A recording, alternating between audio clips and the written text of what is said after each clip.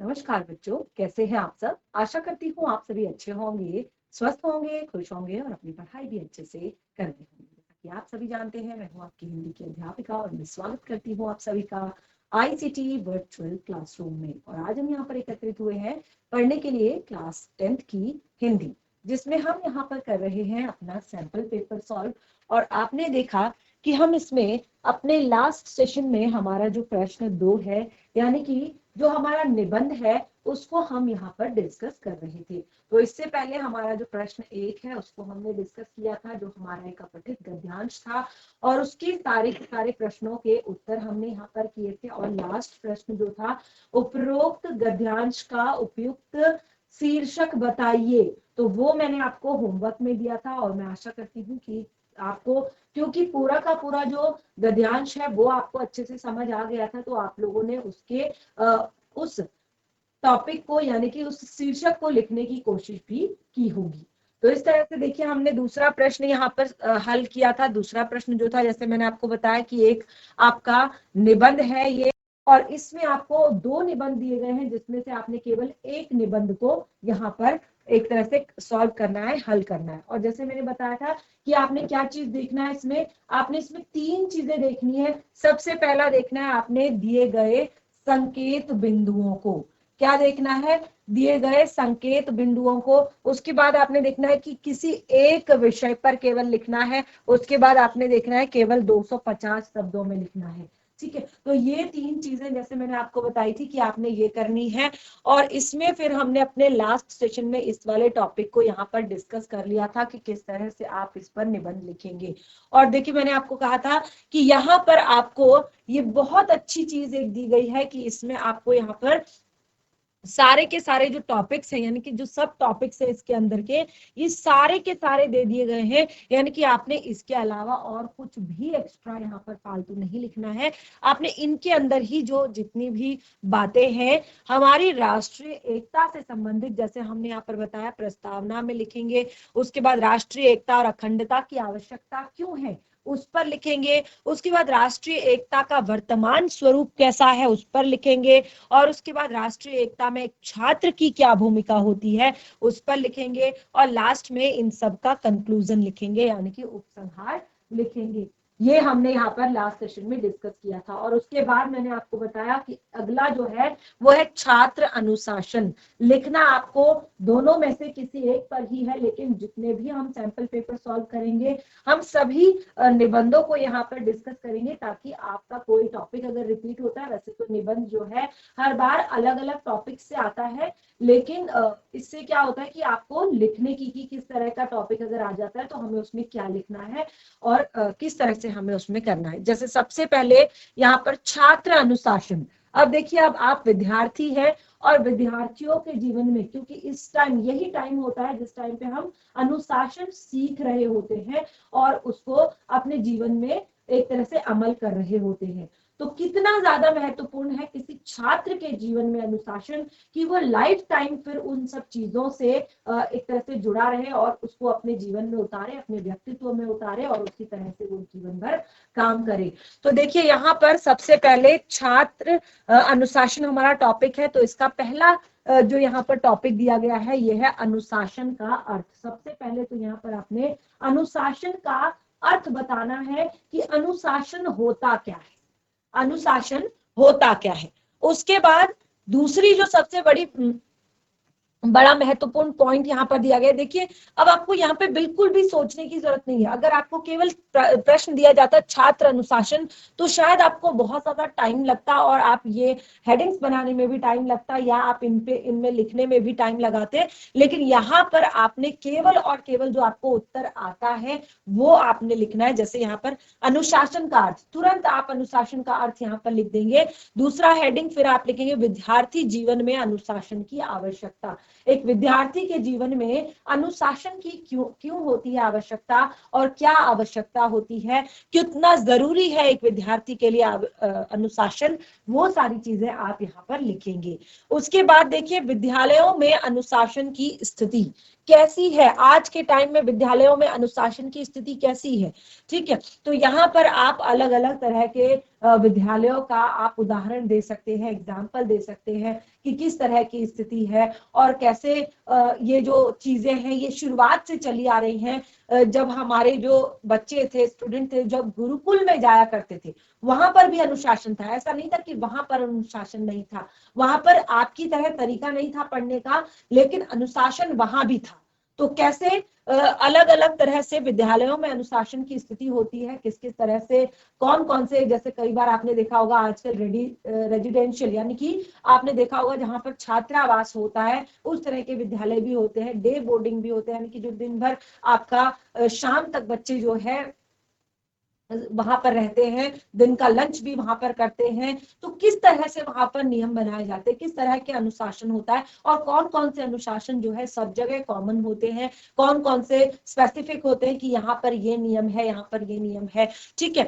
और उसके बाद विद्यार्थी के जीवन निर्माण में अनुशासन का महत्व, ये बहुत ही महत्वपूर्ण टॉपिक है कि विद्यार्थी के जीवन निर्माण में अनुशासन का महत्व। अब देखिए जैसे हमने यहाँ पर पहला टॉपिक पढ़ा था, उसमें भी मैंने बताया था कि केवल आप बहुत अच्छा स्कोर करते हैं, आप क्लास के टॉपर हैं, आपके मैथ्स में बहुत अच्छे नंबर आते हैं, आप इंग्लिश में बहुत अच्छा कर रहे हैं, तो ये मैटर नहीं करता। मैटर करता है कि आप कितने अच्छे इंसान हैं, आपके अंदर अनुशासन कैसा है, आप अपने गुरुजनों का आदर करते हैं, आप अपने स्कूल के नियमों का पालन करते हैं, आप अपने माता पिता का कितना आदर करते हैं, आप अपने घर पर कितने ज्यादा हेल्पफुल है, या आपका व्यक्तित्व किस तरह का है, आपका बिहेवियर किस तरह का है सब लोगों के साथ। ये भी मैटर करता है जब एक बच्चा जो है बड़ा हो रहा होता है, क्योंकि वही सब चीजें फिर आगे उसने अपने जीवन में फॉलो करनी है। वही सब चीजें, देखिए जिस तरह से हमारा अनुशासन बचपन में रहेगा, जो चीजें हम बचपन में सीखते हैं ज्यादातर जो है वही हम आगे जाकर फॉलो करते हैं, वही हमारे जीवन में आगे जाकर रहता है। तो विद्यार्थी के जीवन निर्माण में अनुशासन का क्या महत्व है, इसमें आप काफी अच्छा लिख सकते हैं। उसके बाद आता है इन सब का कंक्लूजन यानी कि उपसंहार। तो इन सब चीजों के बारे में यहाँ पर आप उपसंहार में लिखेंगे। तो इस तरह से यहाँ पर 2 टॉपिक आपको दिए गए हैं, और जैसे मैंने बताया सबसे अच्छी बात है कि उनके सब टॉपिक्स भी आपको दिए गए हैं, तो ज्यादा समय भी आपका नहीं लगेगा किसी भी निबंध को लिखने में, और आपको बहुत सारा नहीं लिखना है। जैसे मैंने बताया कि आपको इस चीज का ध्यान रखना है, केवल 250 शब्दों के अंदर आप 260 कर सकते हैं, लेकिन इस तरह से 10 पेज भरना ये कोई अच्छी वहां पर बात नहीं होगी, क्योंकि आपको पूरा का पूरा पेपर सॉल्व करना है, पूरे पेपर को आपने अच्छे से करना है। ठीक है। तो ये था हमारा प्रश्न 2 जिस पर हमने डिस्कस किया यहाँ पर, और मैं आशा करती हूँ कि अब आप जब वहां पर जब आपके सामने, अभी तो हमने केवल सैंपल पेपर यहाँ पर लिया है, आगे जैसे मैंने बताया कि हम और भी ओल्ड पेपर्स भी लेंगे, यानी कि जो और जैसे 2023 का लेंगे, 2022 का और 21 का, इस तरह से हम लेते रहेंगे, तो आपको काफी अच्छे से प्रैक्टिस हो जाएगी कि कैसे आपने करना है। ठीक है। उसके बाद हमारा यहाँ पर आता है आगे पत्र। तो ये भी आपका एक बहुत ही महत्वपूर्ण टॉपिक है। जैसे मैंने बताया कि ये पहले आपको 5 नंबर में आता था, लेकिन अभी 4 नंबर में आता है, लेकिन एग्जाम में तो एक एक नंबर हमारा बहुत ज्यादा महत्वपूर्ण होता है, तो फिर तो ये 4 नंबर का आपका पत्र है। अब देखिए यहाँ पर जो आपका पत्र है, आप इसको ध्यान से, दोनों पत्रों को, लास्ट सेशन में मैंने आपको बताया था कि जो दोनों पत्र हैं हमने उन्हें लास्ट कुछ सेशन पहले, जब शुरुआत का पहला सेशन था तब पढ़ा था कि देख किस तरह के हमारे प्रश्न यहाँ पर हैं। तो देखिए 2 अलग अलग तरह के पत्र यहाँ पर दिए गए हैं। जैसे आप देख सकेंगे कि पहला पत्र है, आपके क्षेत्र में बिजली संकट है, प्रायः लोग बिजली चोरी करते हैं, और इस संदर्भ में एक शिकायती पत्र उक्त विभाग।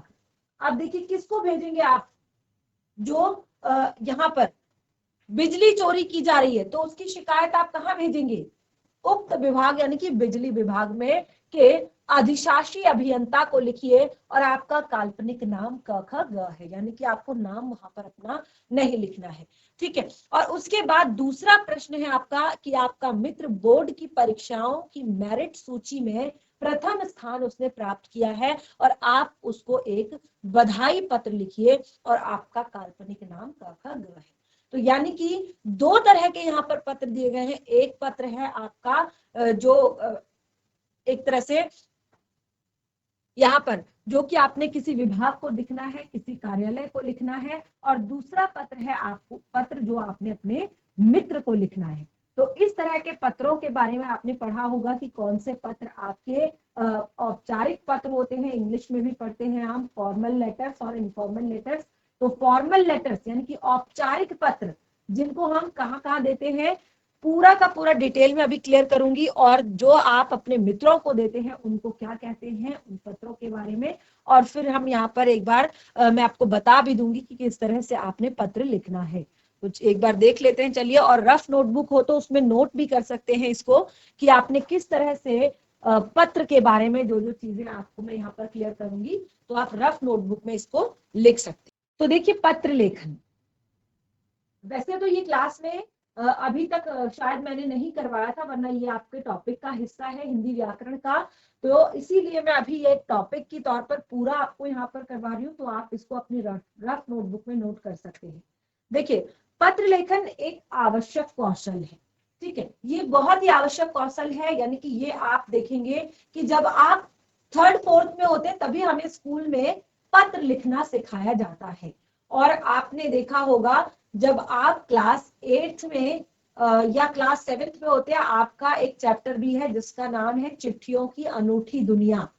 आप सभी ने पढ़ा होगा, जरूर पढ़ा होगा, अगर किसी को याद है तो, चिट्ठियों की अनूठी दुनिया, ठीक है। उसमें हमने इन पत्रों के बारे में कि किस तरह से जो है पत्र लेखन जो है प्रारंभ हुआ था, और किस तरह से क्यों इसको विद्यार्थियों के सिलेबस में रखा गया, और किस तरह से आज ये इतना ज्यादा प्रसिद्ध है। तो ये सारी चीजें, और जैसे मैंने बताया कि जब आज का जो हमारा समय है, जिस टाइम पर हम इंटरनेट से जुड़ गए हैं और इंटरनेट से हम अगले ही क्षण अपने दुनिया में के किसी भी कोने में बैठे हुए अपने मित्र, अपने संबंधी से बात कर सकते हैं, और ऊपर से हम वीडियो कॉलिंग कर सकते हैं, यानी कि हम उनको बात करने के साथ साथ हम उनको देख सकते हैं। सारी दुनिया भर की जो शिकायतें हैं, जो आपकी बातें हैं, वो हम मेल के माध्यम से, ईमेल के माध्यम से भेज सकते हैं। उसके इतने प्रचलित जो इंटरनेट का जो हमारा समय है, उस टाइम पर भी जो पत्र हैं वो अपनी महत्ता को बनाए रखे हुए हैं। तो इसका क्या रीजन है, ये सारी चीजें हमने उस चैप्टर में, यानी कि जो हमारा चिट्ठियों की अनूठी दुनिया चैप्टर था, उस हमने पढ़ा था, अगर आप लोगों को याद होगा तो। तो देखिए क्या है, ये एक आवश्यक कौशल है, और ये मुझे लगता है कि सभी को आना चाहिए, सभी के लिए एक आवश्यकता है। अपने विचारों और भावों की अभिव्यक्ति के लिए पत्र लेखन का प्रयोग किया जाता है। एक टाइम था जब हमारे पास ना तो फोन हुआ करता था, ना हमारे पास इस तरह से व्हाट्सएप हुआ करता था, या कोई और सोशल मीडिया ऐप हुआ करता था जिससे कि हम अपने मित्रों को, अपने संबंधियों को, अपने रिलेटिव्स को बता सकें, बात कर सकें, उनकी कुशल क्षेम पूछ सकें, उनको किसी बात के लिए इन्फॉर्म कर सकें, ठीक है। तो उस टाइम पे जो सबसे मुख्य जो माध्यम हुआ करता था वो होता था पत्र लेखन। तो पत्र लेखन जो है, आपने देखा होगा कि जो पहले के टाइम में आपने देखा होगा कि जो लेटर बॉक्स होते थे जगह जगह वो लगाए जाते थे, सड़क के किनारे जो मार्केट होता था वहां पर जगह जगह लेटर बॉक्स लगे रहते थे, ताकि लोग जो है अपने पत्रों को उसमें डालें। और उसके बाद जो डाकिया होता था उसका भी लोगों को बेसब्री से इंतजार रहता था कि डाकिया आएगा हमारे लिए, पता नहीं न जाने कौन सा पत्र जो है लेकर आएगा। तो अपने सगे संबंधियों, पदाधिकारियों, मित्रों, संपादकों आदि से जुड़ने की कला पत्र लेखन कहलाती है। तो देखिए उस केवल अपने सगे संबंधियों ही नहीं, अगर आपको किसी भी कार्यालय में किसी भी तरह का कोई पत्र देना है, किसी व्यवसाय से जुड़ा हुआ कोई पत्र देना है, और खास तौर पर स्कूल में, आजकल तो स्कूल में भी मुझे लगता है कि जो एप्लीकेशन होती है, जो प्रार्थना पत्र होता है, वो भी अब इतना ज्यादा, क्योंकि आजकल व्हाट्सएप ग्रुप हमारे बन गए हैं, और हम क्या करते हैं, जब हमें लंबी जो लीव होती है वो लेनी होती है, तभी हम जाकर कोई वहां पर पत्र देते हैं, प्रार्थना पत्र देते हैं। नहीं तो हम क्या करते हैं, उसमें ही हम मैसेज कर देते हैं कि मैं आज विद्यालय उपस्थित नहीं हो पाऊंगा। तो इस तरह से ये सारी चीजें बहुत ज्यादा प्रचलन में है, लेकिन पत्रों का महत्व जो है कहीं ना कहीं बना हुआ है। तो जैसे मैंने बताया कि इन सभी चीजों को, इन सभी, जैसे हमने कहा, अपने सगे संबंधियों, पदाधिकारियों, मित्रों, संपादकों आदि से जोड़ने की कला जो है वो पत्र कहलाती है। यानी कि ये क्या करती है, कनेक्ट करती है, करता है एक दूसरे को। तो पत्र लेखन हमारे जीवन का महत्वपूर्ण अंग है और जो लोगों को समाज से जोड़कर रखता है। अब देखिए पत्र के अंग, यानी कि पत्र के कौन कौन से अंग होते हैं, कौन कौन से पार्ट होते हैं, वो हम यहाँ पर देखेंगे। तो एक पत्र जो है जिस क्रम में लिखा जाए, अंग क्या होते हैं, ठीक है। अब जैसे हमने कहा कि हमारा सर है, फिर हम आंखें हैं, नाक है, मुंह है, ठीक है। तो इसी तरह से पत्र के अंग जिस क्रम में वो लिखा जा रहा है उसको कहा है पत्र के अंग। तो सामान्यतः किसी भी पत्र में निम्नलिखित अंग होते हैं, यानी कि पत्र के निम्नलिखित पार्ट्स होते हैं, भाग होते हैं।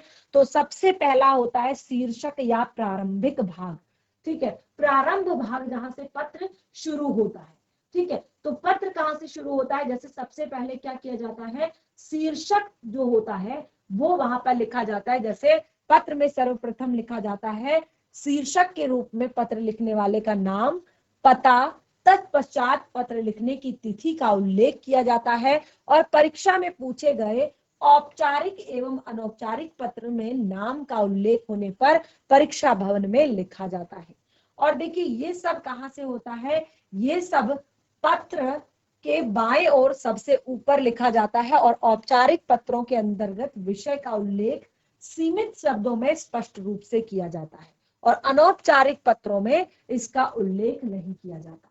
अब देखिए ये क्या है, आपने देखा होगा कि सबसे पहले ऊपर क्या होता है, आप डेट डालते हैं, ठीक है। उसके बाद अगर आप कोई फॉर्मल लेटर लिख रहे हैं, ठीक है, फॉर्मल लेटर अगर आप लिख रहे हैं तो आप क्या करते हैं, सबसे पहले ऊपर आप डेट डालते हैं, उसके बाद आप जिससे लिखते हैं, जिस भी अधिकारी को या जिनको भी आप लिख रहे हैं उनका नाम लिखते हैं, एड्रेस लिखते हैं और उसके बाद आप क्या लिखते हैं, वहां पर विषय लिखते हैं। क्या लिखते हैं, पत्र को लिखने का विषय लिखते हैं। अब विषय क्या होता है, देखिए विषय में आप जब भी कोई आप औपचारिक पत्र लिख रहे हो, यानी कि किसी कार्यालय से जुड़ा हुआ पत्र लिख रहे हो, व्यवसाय से जुड़ा हुआ पत्र लिख रहे हो या किसी शिकायती पत्र कोई लिख रहे हो, तो उस तरह के पत्रों में आप विषय लिखते हैं और उस टॉपिक में भी आप अपनी जो पूरी बात है उसको केवल एक लाइन में लिखते हैं कि आप क्यों यहाँ पर पत्र लिख रहे हैं। जैसे अगर यहाँ पर दिया गया है कि बिजली चोरी के लिए, तो आप यहाँ पर लिखेंगे कि बिजली चोरी की समस्या हेतु प्रार्थना पत्र, ठीक है। उसके बाद आपका आता है संबोधन, संबोधन का उल्लेख, ठीक है। अब संबोधन यहाँ पर आता है और जो संबोधन होता है वो दोनों ही पत्रों में अलग अलग होता है, यानी कि जो औपचारिक पत्र होता है उसमें अलग होता है और जो अनौपचारिक पत्र होते हैं उसमें अलग होता है। यानी कि पत्र में संबोधन का स्थान बहुत ज्यादा महत्वपूर्ण होता है।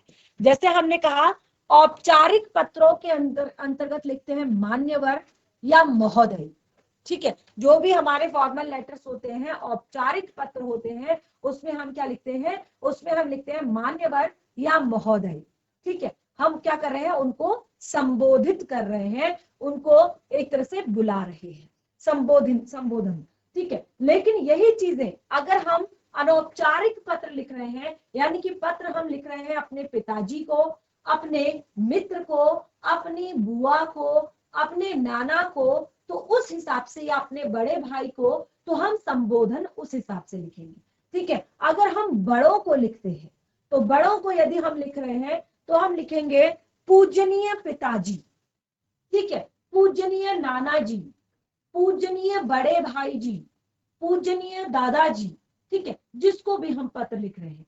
और अगर हम अपने मित्र को लिख रहे हैं तो आप संबोधन में लिखेंगे प्रिय मित्र, ठीक है। और अगर आप किसी छोटे को लिख रहे हैं अपने से तो आप लिखेंगे स्नेहमयी, ठीक है। तो इस तरह से आप यहाँ पर संबोधन लिखेंगे। और जैसे मैंने आपको बताया कि औपचारिक और अनौपचारिक दोनों तरह के पत्रों में क्या होता है, संबोधन अलग अलग तरह से होता है। दूसरी बात, अगला आता है अभिवादन अथवा शिष्टाचार संबंधी शब्दों का प्रयोग। अब जो आपके, अब इसमें भी एक डिफरेंस है कि जो आपका फॉर्मल लेटर होता है वहां पर अभिवादन नहीं होता, यानी कि वहां पर आप किसी को नमस्ते प्रणाम नहीं करते हैं, वहां पर फॉर्मल लेटर्स में अभिवादन नहीं होता। और लेकिन जो आपके इनफॉर्मल लेटर होते हैं वहां पर आप अभिवादन भी करते हैं और शिष्टाचार संबंधित शब्दों का उल्लेख भी करते हैं। जैसे अब देखिए, पत्र में संबोधन के अनुरूप ही अभिवादन या शिष्टाचार वाले शब्दों का प्रयोग किया जाता है। इसका प्रयोग अनौपचारिक पत्रों में, यानी कि जो अनौपचारिक पत्र होते हैं, इनफॉर्मल लेटर्स होते हैं, जैसे मैंने आपको बताया कि क्या होते हैं इनफॉर्मल लेटर, क्या होते हैं अनौपचारिक पत्र, जिनको हम अपने परिवारजनों को, अपने मित्रों को, अपने बड़े भाई को, अपने सगे संबंधियों को लिखते हैं, वो होते हैं हमारे अनौपचारिक पत्र, यानी कि इनफॉर्मल लेटर।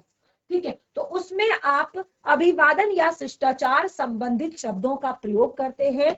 इसका प्रयोग, जैसे मैंने कहा, जो अनौपचारिक पत्र होते हैं उनमें अगर आप बड़ों के लिए कर रहे हैं, ठीक है, तो जैसे हमने कहा आप अभिवादन कर रहे हैं, उससे पहले जब आपने संबोधन किया आपने कहा पूज्य पिताजी, तो फिर आप अभिवादन कैसे करेंगे? सादर प्रणाम।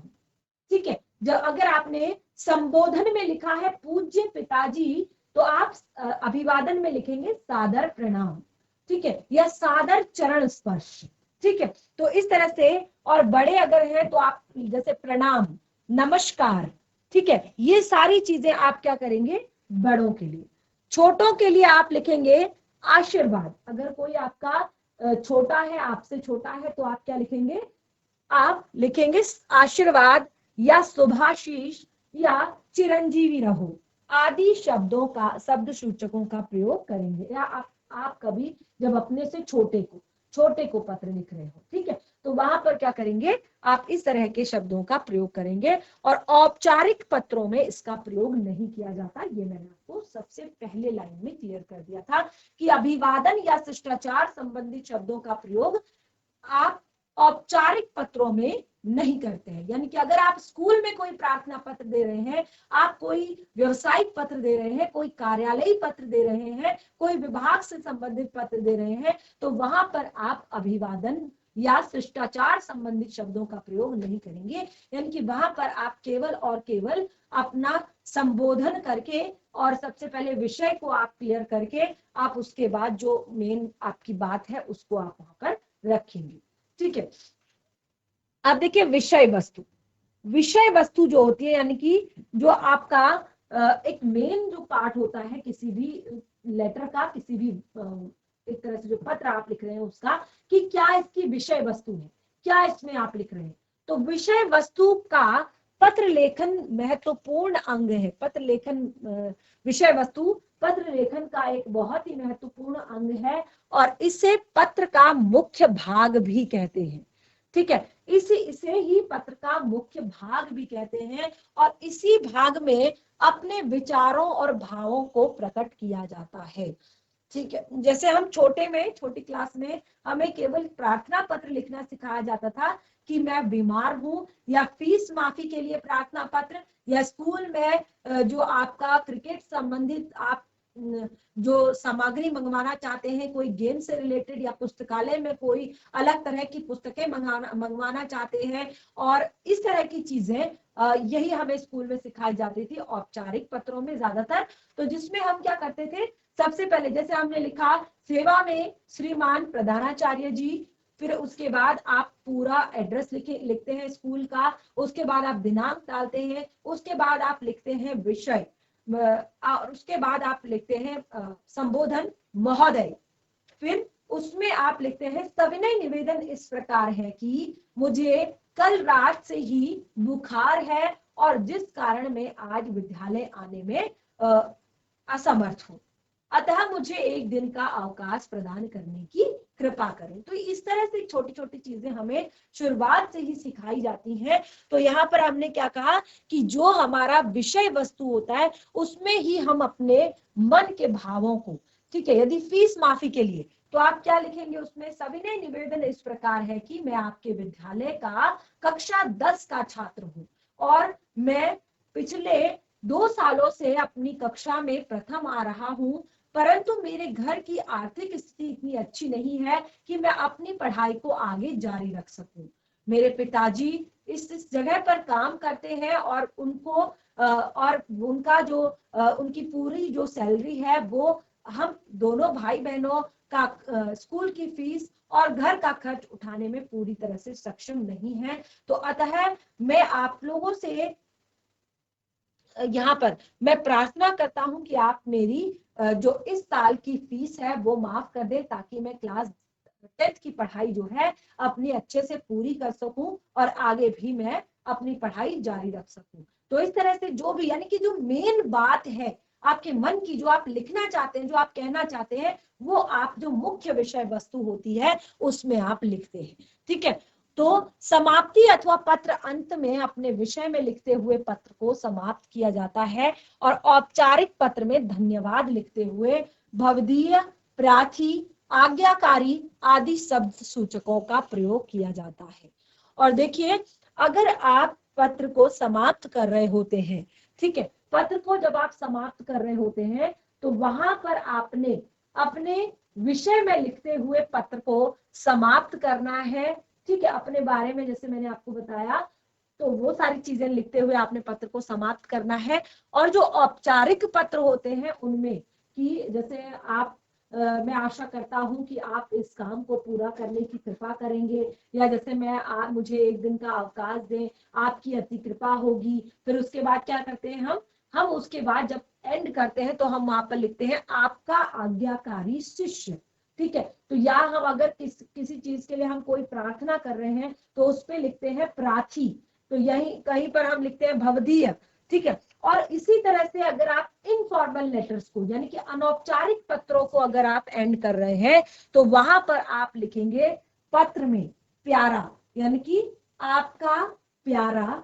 ठीक है, या आपका स्नेहाकांक्षी, आपका हितैषी। अगर कोई बड़े किसी छोटे को लिख रहे हो तो आप लिखोगे आपका हितैषी, या आपका शुभाकांक्षी। अगर आप अपने मित्र को लिख रहे हो तो आप लिखोगे आपका शुभाकांक्षी, इत्यादि शब्दों का प्रयोग करेंगे। ठीक है, तो ये दोनों चीजें मैं यहाँ पर साथ में आपको बता रही हूँ कि किस तरह से आप एक फॉर्मल लेटर में लिखेंगे और किस तरह से आप एक इनफॉर्मल, यानी कि एक कैसे आप एक औपचारिक पत्र में लिखेंगे क्या सब चीजें, और क्या आप अनौपचारिक पत्रों में लिखेंगे। ठीक है, तो दोनों पत्रों के अंत में यदि परीक्षा में पूछे गए पत्रों में नाम व पता न लिखने का उल्लेख किया गया हो, जैसे मैंने आपको बताया कि जब आप बोर्ड एग्जाम दे रहे हैं तो वहां पर आपको अपना नाम नहीं लिखना होता है, और वहां पे आपको क्या बताया गया है कि आपका नाम क्या है, आपका नाम है क, ख और ग। ठीक है, तो आपने केवल इसी तरह से लिखना है, आपका आज्ञाकारी शिष्य, नाम में क ख ग और फिर कक्षा 10। ठीक है, इस तरह से आप लिखकर उसको एंड करेंगे। तो ये यहाँ पर केवल आपको जो पत्र किस तरह से लिखा जाएगा वो आपको बताया। अब देखिए, ध्यान जो देने वाली बातें जो हैं पत्र को लिखते टाइम, कि क्या कुछ आपने ध्यान रखना है एक पत्र को लिखते वक्त। तो देखिए, पत्र लिखते समय लिखने वाले तथा पत्र प्राप्त करने वाले का नाम व पता दिनांक के साथ लिखा जाना चाहिए। देखिए, पत्र में सबसे महत्वपूर्ण चीज होती है एड्रेस, ठीक है, और डेट। तो ये दोनों चीजें आपने बिल्कुल अच्छे से लिखनी है, जिसको आप पत्र दे रहे हैं और जो लिख रहा है उसका, दोनों का नाम वहां पर होना चाहिए और दिनांक वहां पर जरूर लिखी होनी चाहिए। पत्र का विषय स्पष्ट होना चाहिए, यानी कि अगर आप चाहे फॉर्मल लेटर लिख रहे हैं चाहे इनफॉर्मल लिख रहे हैं, देखिए इनफॉर्मल लेटर्स जो होते हैं उनमें भले ही फिर भी हम थोड़ा बहुत इधर उधर की बातें कर लेते हैं, क्योंकि वो हम अपने मित्र को, अपने परिवार को, अपने सगे संबंधियों को लिख रहे हैं। लेकिन जो हमारे फॉर्मल लेटर्स होते हैं, औपचारिक पत्र जो होते हैं, उनमें हमें विषय पर ध्यान देना है, विषय को हमने स्पष्ट करना है और अनावश्यक बातें हमने उसमें नहीं लिखनी है।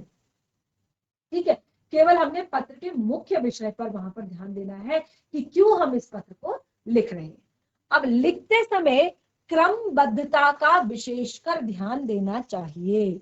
जैसे क्रम ऊपर बताया था ना कि किसके बाद क्या चीजें लिखनी है, कैसे आपने संबोधन लिखना है, कैसे आपने अभिवादन लिखना है, कैसे आपने विषय लिखना है, किस तरह से आपने विषय वस्तु लिखनी है, किस तरह से आपने पत्र को एंड करना है, आपने लास्ट में क्या लिखना है। तो बिल्कुल ये सारी चीजें जो है क्रमबद्धता के साथ होनी चाहिए, बिल्कुल भी इसमें गड़बड़ नहीं होनी चाहिए। पत्र का आकार संक्षिप्त होना चाहिए। अब ऐसा नहीं कि आप पत्र लिख रहे हैं और आपके मन में ढेर सारा, आपने एक शिकायती पत्र, जैसे आपने बिजली चोरी के बारे में यहाँ पर अभी आपने पढ़ा और बिजली की समस्या के बारे में लिखा, तो ऐसा नहीं कि आपने 2 पेज का निबंध पेज का पत्र लिख दिया और जो पत्र पढ़ने वाला है वो आपकी समस्याएं सुन सुन के ही परेशान हो गया है। आपने वो सब चीजें नहीं लिखनी है। आपने केवल और केवल जो है संक्षिप्त में अपनी बात को, कम शब्दों में कितने प्रभावी तरीके से आप अपनी बात को लिख सकते हैं, वो चीज आपने वहां पर करनी है कि पत्र जो है क्या होना चाहिए, प्रभावशाली होना चाहिए, कि आपने जो बात लिखी है वो सामने वाले पर इफेक्ट डाले। ठीक है, तो क्या होना चाहिए, संक्षिप्त यानी कि छोटा होना चाहिए, विषय के अनुकूल होना चाहिए, जो टॉपिक जो विषय आपने ऊपर लिखा है उसी विषय पर अंदर बातें होनी चाहिए, कम शब्दों में अधिक बात कहने की कोशिश करनी चाहिए। पत्र की भाषा सरल, सामान्य, मधुर एवं आदर सूचक और शुद्ध होनी चाहिए। भले ही देखिए आप किसी भी तरह का पत्र लिख रहे हैं, आपको ध्यान रखना है कि वहां पर भाषा जो है बिल्कुल सरल सहज होनी चाहिए, शुद्ध होनी चाहिए और आदर सूचक भाषा का प्रयोग करना चाहिए। बिल्कुल इस तरह से उटपटांग भाषा का प्रयोग आपने वहां पर नहीं करना है। पत्र अधूरा नहीं होना चाहिए, अर्थात पत्र को इस प्रकार समाप्त किया जाना चाहिए कि पत्र का संदेश स्पष्ट हो जाए। यानी कि जब पत्र का एंड आप कर रहे हो, पत्र को जब आप समाप्त कर रहे हो, तो इस तरह से उसको करें कि आगे वाले को, सामने वाले को पता चल जाए, हाँ भाई बात खत्म हो गई है। ठीक है, ऐसा ना हो कि उसको समझ ही ना आए कि आखिर कहना क्या चाहता है। ठीक है, तो ये सारी चीजें नहीं होनी चाहिए। ठीक है, तो ये हमने यहाँ पर कुछ बहुत ही ज्यादा महत्वपूर्ण बातें, ध्यान देने योग्य बातें हमने यहाँ पर की। अब देखिए, जैसे मैंने आपको बताया था औपचारिक पत्र और अनौपचारिक पत्र, एक बार इनमें अंतर देख लेते हैं कि औपचारिक पत्र होते क्या है। ठीक है, तो औपचारिक पत्रों में यहाँ पर सबसे पहले आता है आपका प्रधानाचार्य जी को प्रार्थना पत्र जो आप लिखते हैं, विभिन्न पदाधिकारियों को, ठीक है, जो अलग अलग पदों पर हैं उन पदाधिकारियों को विभिन्न आप पत्र जो लिखते हैं, व्यापारियों, जो व्यापारिक पत्र होते हैं, ग्राहकों को, पुस्तक विक्रेता को, संपादक को और आदि को लिखे गए जो पत्र होते हैं, ये कैसे होते हैं, औपचारिक पत्र होते हैं। ठीक है, जो आप स्कूल में प्रार्थना पत्र देते हैं वो भी आपका औपचारिक पत्र होता है। जो अलग अलग विभागों के जो आपके लोग होते हैं उनको जो आप पत्र भेजते हैं, अलग अलग पदाधिकारियों को जो आप पत्र भेजते हैं वो आपके औपचारिक होते हैं। व्यापारिक पत्र जो होते हैं, व्यवसाय से जुड़े हुए, बिजनेस से जुड़े हुए पत्र होते हैं, वो भी आपके औपचारिक होते हैं। ग्राहकों को, यानी कि जो आपकी कंपनी, जो कोई भी जब अपने ग्राहकों को, अपने कस्टमर को किसी तरह का कोई लेटर देती है, वो भी औपचारिक पत्र होते हैं। पुस्तक विक्रेता को यदि आप लिख रहे हैं, वो भी औपचारिक पत्र है। आप किसी समाचार पत्र के संपादक को पत्र लिख रहे हैं तो वो भी आपका औपचारिक पत्र है।